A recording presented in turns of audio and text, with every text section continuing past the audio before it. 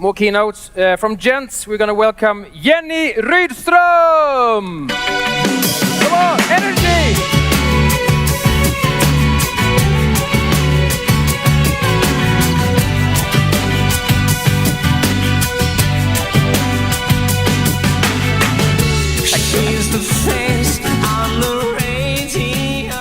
Hallå allesammans!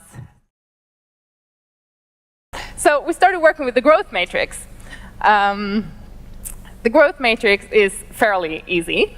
You have a number of visitors that comes into your store, the percentage that buys, the number of products you put in your basket, the average price of that product, and that all combined, this times this times this times this becomes what you have at the end of the day in your cash register. So if you break it down in these numbers, it's really, really easy to work with. So we started applying this online. And what is so amazing that I never really thought about, and this is so easy, but I never thought about that if you increase each of these parameters, except the number of visitors, if you increase them by 5% each, then this times this times this times this becomes a total increase of 16% of your turnover for that day. If you increase it by 10%, you have a total change of 33%. And if you increase it by 20%, each of these columns, except the number of visitors, you have an increase of 95%. And I think it's really important to break it down like this. And we never did that before, not for the internet, not for the physical stores. Changing something 5% is super easy. You just need to tweak it just a little bit. And the good part about this is that if you don't increase the number of visitors, because that's where the cost is, right? Like generating traffic, that's the most expensive part. The rest is just in your hands. You can do it super cheap.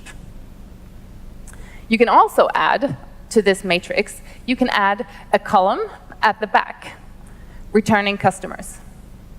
If you can include the column returning customers, you have a tsunami wave that's unstoppable, really.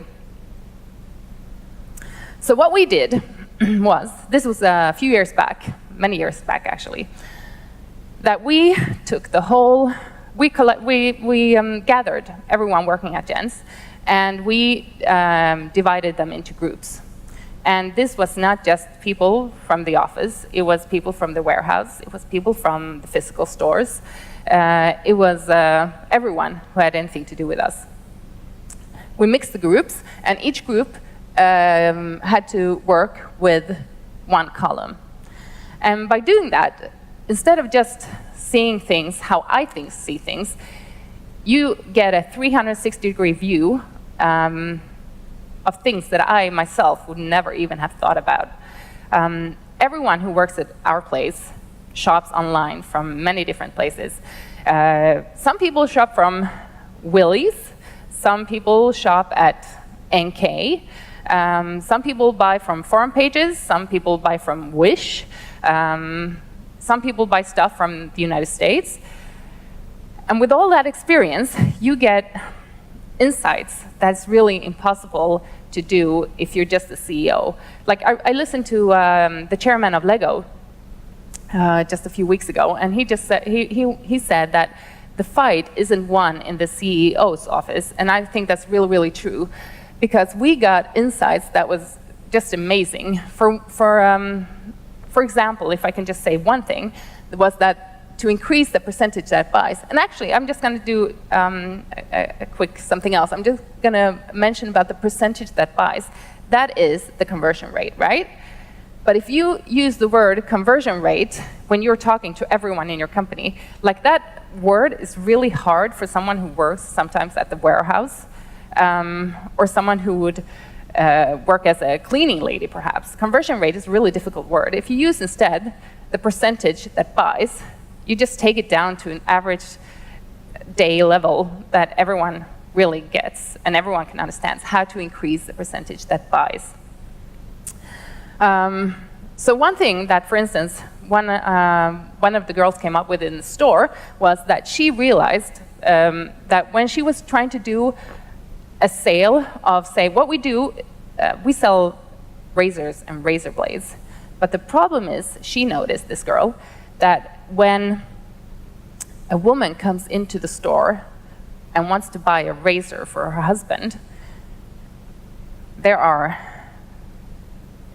Gillette Mach 3, Gillette Fusion, Gillette Pro Glide, Gillette Sensor XL, you have safety razors, you have a million razors. It was impossible for her to know which razor her husband was using. So even if she would call her husband and say, hey, actually I'm buying a present for you, what razor are you using? Which is your razor? He didn't have a clue either. No one knows what razor they are using. So the only way, like we would then photograph the razors and she would send it to her husband and he still wouldn't know which razor he was using. So we discovered that the only way to make sure the wife buys the correct razor for the husband is to photograph the box or how the razor blade looks. Because normally you just buy your razor blades. You just don't know which razor it goes to. So what we did to increase the percentage that buys online is that we photographed the box of the razor, of the blades, so that they could actually find the right razor. We would never have figured that out if we wouldn't have worked like all these people together from different levels, from different duties, to see what the problem is, if you understand what I mean. And I really, I want to go back to that retail point, because retail is the core of all e-commerce, all of what we're doing.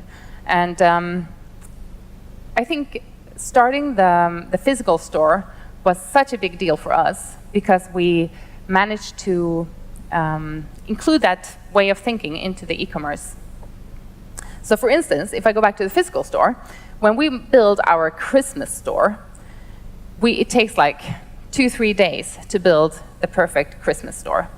Because I want the customer to be like this, okay? The customer opens the door to the store, steps in, and then I'm in charge, the CEO. I want the customer to look at one point, okay? That's called sightline 1. In sightline 1, we place what we want to sell. So it needs to be like a magnet for your eyes. So the customer goes to sightline 1. There's almost always some sort of offer. It's maybe the only offer, only discount in the entire store, but it's a discount, or it's like really something. It can be a well-known brand, Molton Brown, Gucci, something that makes the customer go from here, to this point. So I know where the customer is located at this time. Then, to get the customer to go on the customer route, which goes to the right in my store, I need to have something here, some sort of eye catcher, like coloring, something red perhaps. I need the customer to turn this way. If he goes that way, I'm lost, okay? Like we lost the customer. We need him to go this way. So here needs to be like something really, really good, colorful. And then, when the customer has gone this way, he's on the customer route. And then it's just for me and my colleagues to sell, to think what the customer is thinking, to make him walk the walk. And then when he comes out, he's going to have napkins, candles, everything that you have from IKEA, but in our setting. You're going to have razors, shower gels, everything. We also try to do that online. So when the customer enters our site during Christmas, we will know what is sightline 1, what is sightline 2, what is sightline 3, and which offers do we have there? How can we lead the customer to go through all these steps?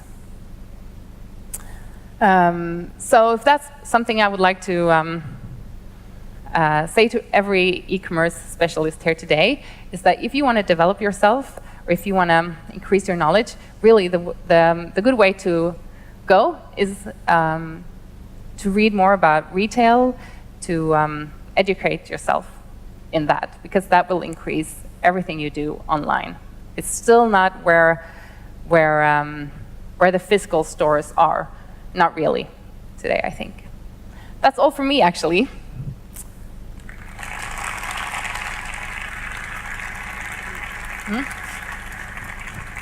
Thank you, Jenny. I'm going to run this way without tripping over. So, I'm going to do my famous line. Any questions for Jenny? You stand over here. Yes, I checked some. We met a couple of years ago in Helsingborg, and I've seen your store there as well. But I also checked some of your numbers on Alla Bolag. Yeah. And it seems that you have had a quite significant growth the last couple of years, while you were growing more slowly 5 years ago. Yes, that's so true. Explain is it the growth matrix, or explain is it the growth matrix that explains it, or tell us about? I think we started working in a different way. We started working more like systematically and breaking it down into molecules almost, like, and then turning the wheels on each molecule. Instead of just like, woo, we have an e-commerce site, let's just, woo, you know, this looks nice here. Because this was the approach before. It was like, wow, this looks nice here. This is pretty, let's put it here. We never really thought about how the customer is moving, how the customer, but this was a few years ago. Now, like, I know that like a lot of sites work like that, but I always try to walk the route of the customer. Like, what does the customer see? What does he think in this particular second? Does he feel the need to buy? Because I want him to be like hooked. You know what I mean? Like in every text, how you make the words in a banner, how you like, you know. So yeah, that's one thing. But I also think that the average how much a man is conscious about the way he looks, the way he is, that has increased so much the last few years. Like when we started, like men wouldn't even use moisturizers, and now it's like my husband's bathroom locker is like bigger than mine, you know, almost. I remember one thing when I was visiting you. You were selling razor kits with a tooth or a bone from a mammoth. Yes, we do. You still do. It? Yeah. We still do. It's a straight razor with What was the price of it? I think it's like 5,000 something. Yeah. But it comes from the bone of a mammoth, and it's limited edition. Okay. But there's actually quite a lot of mammoth in the world, in Siberia. Yeah, it's interesting. Hey, Jenny, good to see you again. Just a comment for the audience. Everyone, if you have any questions, please tweet us or just use the hashtag NES17. So, Jenny, you launched a physical store. You've done a lot of things actually in the last couple of years. Yep. But one interesting thing that you did 1.5 years ago, I think you brought Fredrik Bengtsson as an external CEO to your company. Yes. So how was that experience? Because you were running the company for 5 years or whatever, and then suddenly you wanted someone from the outside to run your business. Yeah. How was that experience? I think it's a really good experience. I think every entrepreneur needs to go that road. If you want to grow more companies, whatever you do, you need to like detach yourself from the company. Plus, I don't think it's really healthy to be an entrepreneur in a company all the time. I can tell you one thing. A few years ago, also, we did a customer survey. Mm-hmm. We have now 220,000 customers in our log. But back then, we had like 100,000. Mm-hmm. We sent it away to like analysis institute, and we got back the profile of the customer. Okay, so I'm just going to tell you a little bit about myself. that before I did this, I was a tax attorney, but like the last 2 elections, I voted for the Liberal Party in Sweden, okay? I also have a background in fighting. I used to be, before I was the Swedish champion in boxing. I love boxing. And also, what else is that I have really, my favorite thing in the world is to read the newspaper. I'm so interested in foreign politics and what's going on around the world and trends and all that. And when we got back the customer analysis, our average customer votes for the Liberals, loves fighting in every aspect. And one of the main interests of our customers is foreign politics. Wow. And when I see that profile, I'm thinking, it's just like me. It's really not nice. It's not good, because we need to be broader than that. If we want to grow, we need to like expand the horizons. So I think it's really good to bring in an external CEO to see things from a different point of view. Also to see, like, to get the 360-degree view, to see my weaknesses, what we have done before, to see things in a different way. And then with this experience, I can also say that I also realized that the company needs more, how shall I say, when the entrepreneur leaves the company, so many things are, I think, is self-explanatory. But then when I leave, I realize it's not self-explanatory at all. We need manuals, what are our values, so much more. Like, we need to press on that stuff so that the company can live on forever, even if I die tomorrow. So I think it was a great experience to bring in a new CEO. Do you have any questions? Yeah, actually, talking about your customers. Yes? I was surfing around on your shop last night, and there was obviously a lot of gentleman content. There's a James Bond theme that I saw. Yeah. There's a lot of sort of high quality small brands that are around. Yeah. But you gave an example earlier about women trying to buy razors for their husbands. Yeah. How big of a share of your customers are women, actually? Do you target? It's between 25 and 30% over the year. If you look in May or in June, it's not much at all. It's like maybe, I don't know, 5%, 3% female customers. But then, when November comes, end of November, like, I think we're the only e-commerce site in Sweden who can actually tell when the Christmas sale starts. Because you can see, like, all over the year, the numbers, like, men is this much and women is this. And then by the end of November or mid-November, it's like, tick, tick, tick, tick. And when we see the change, or maybe like a stable 2% change up, we know Christmas sales have started. And then, like, mid-December, like December 13 or December 14, when it normally peaks, we have like 75% women and 25% men. So, yeah. Yeah, so obviously you're very active in different channels. You're very good with PR. Thank you. You have launched your new book quite recently. You have launched a magazine with GENTS. You have even sold an exclusive razor for like 20,000 SEK. Yes. And you've experimented with a lot of stuff. Tell us about some of the failures. Have you, for example, have you launched a subscription service which went down the road? Have we lost what? A subscription service, for example, for some of the products, or have you experimented with something? We have not, but we're going to launch a subscription service. That's very good. Yes, we are looking, for instance, at the subscription market. I think the razors on the subscription market they are horrible. They're really, really horrible razors. They don't give you a good shave. So we're looking at that, yes. Probably within a year, hopefully. Cool. But we have done a lot of failures, if that was also your questions. I have done so many failures you wouldn't believe. I spent so much money. I can tell you about the famous eCommerce. TV commercial. Yeah. Do we have time? Yeah, sure. Yeah.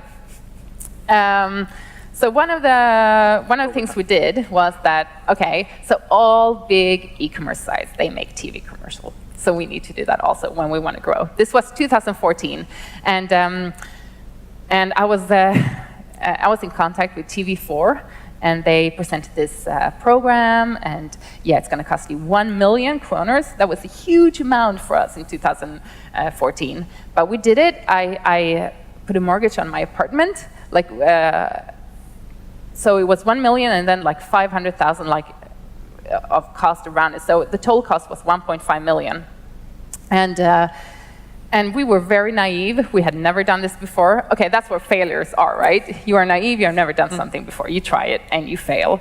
And yeah, we did a high budget film. We went TV4, they came with this how to show the programs. We spent so much money on Let's Dance on Friday evenings. And all the time I had this feeling in my gut that was like, this is not, I don't feel right about this, but this is how everyone does it, so we need to do it. And we did, and we were like 2-3 days before, we were, the IT guys, they looked at our systems and said, you know what, we're not gonna make, the server will not survive Let's Dance, so we need to change the server 3 days before. Okay, we did. And then we're sitting there watching in real time, real life, like, oh, now it's the first commercial break at Let's Dance. Ooh. And we can see, I was expecting this, do-do-do, pew, do-do-do-do-do. But it was like this, do-do-do-do, do-do-do-do. I was like, there's something wrong. It's not working. Something's not wrong. Something is not right. Same all the time. I think we sold, 5,000 kroners worth of this 1.5 million. There was no difference at all in what we sold. And then we had ordered already before this the customer survey that I talked about. And that came 1 week after this huge failure. And then when you can see that all of Sweden is like divided into like 32 consumption groups, we can see that that the consumption group who is watching Let's Dance is a consumption group called Fredagsmys.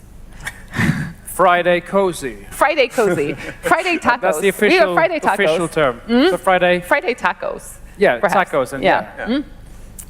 And another group that is also watching that is Allemansrätten. Oh yeah. Yeah. Moving on. You're allowed to be everywhere in the Swedish wildlife, outdoor nature thing. Yeah. Does anyone know? They also like that. Allemansrätten in English? It's very like sort of average Joe people, you know, like average cut of the average Swedish society. But if you look at our customers, they belong to groups as, okay, Mr. Translator, lyxlirare. Mingel med stil. People who like to mingle and socialize. Yeah. Välbeställd i våning. Rich in an apartment. Rich and in an apartment? Yes. You mean, Guldkant på tillvaron. Solsidan. Those are our customers. Is this Swedish? Yeah, this is Swedish. Those are our customers. Yeah, för helvete. Sorry, that was I'm gonna look at my computer here. The producers those are our customers. And, and they are not even home on Friday night. Really? They are not home on Friday or Saturday night. They are in the club, they're in the restaurant, they're socializing rich guy with an apartment. He's going out to bring someone to his apartment. Look at my nice apartment. Am I moisturizing it? No, he doesn't have any moisturizing. No, that's the problem. Okay, yeah. No moisturizing for that guy. Okay. Our customers are watching TV on Sunday night. They turn on the TV for the late news on Sunday night. Maybe they were also watching the program before and the movie after, but that's when they turn it on. And then for the rest of the week, they only watch on TV the late news. So next year, when TV4 came and said, hey, let's do another TV commercial, I was still really mad. I was like, no way, we're not doing any more with you. But then they convinced me, and we, instead of 1.5 million, we put 200,000 for another round of TV commercial. And we did a low-budget film. We went to a movie company and said, you're getting 20,000 kroners for making a movie. And that's not a lot to make a commercial movie. That's gonna, a commercial that's gonna be on TV. And we said to TV4 that, okay, fine, we're picking the programs. We did. You're getting cocky now. We're telling you what to do. We're telling you what to do. Like we're picking the programs. Yeah. And you're getting no money at all. We did. We picked Solsidan, Beck-filmen, and the late news on TV4. Late news and a Swedish crime thing. Crime, yeah. And starting Sunday night. Okay, yeah. And we did that. We spent the 200,000, I think, during 10 days. And the sales were huge. We got like, I don't know how much we sold, but we sold so much. So it wasn't booked, it was... Yeah, I think also, going back to Magnus, to your question, regarding what happened, why we had so much growth the last year, is because we started working with the target group so much more. Instead of, before we used to think, all men are potentially our customers. We can go to any man, they will potentially buy our stuff. But if you think like that, you gotta have a marketing budget that is huge, because there are so many people that would never buy a moisturizer. You can take a man like Ingvar Kamprad. Like, he has so much money, but he would never buy a Mammoth razor. It's not him. He doesn't belong in the consumption groups that we have. He belongs maybe to Allemansrätten or something like that. He shops at GENTS. Yeah. So I think that's what we did. We spent the marketing money so much more wise. We always, like, whatever we do in marketing, when it comes to marketing, we think, is this our customer? Will he buy? Is he in a buying setting? Like, for instance, another thing that we did was Illustrerad Vetenskap, a magazine in Sweden. We used to, like, so many of our customers read Illustrerad Vetenskap, or a magazine called Science Illustrated, yes. Yeah, Science Illustrated, or Icon. But they're just not, I realized, they're just not in a shopping mode when they read it. Like, we can have a full page in Illustrated Science, but the guy is not thinking like how to look good when he reads it. He's in a different mode. But if you read about DNA, you don't think, I want to shave. No, I want a real luxurious razor, and I want to look good because I'm having a date tonight. But they are. I'm going to quit. Don't worry. Yeah, I'm going to stop now. Yeah, I took a step towards you. Yeah, I noticed. Very threatening. But if you put an ad in a magazine like King Magazine or something like that, when he's in like a shopping mode, you get more. That's the official term. Okay. Yeah. I think we're going to have to, say thank you and thank you. The presentation. Jenny Rydhstro! Tack.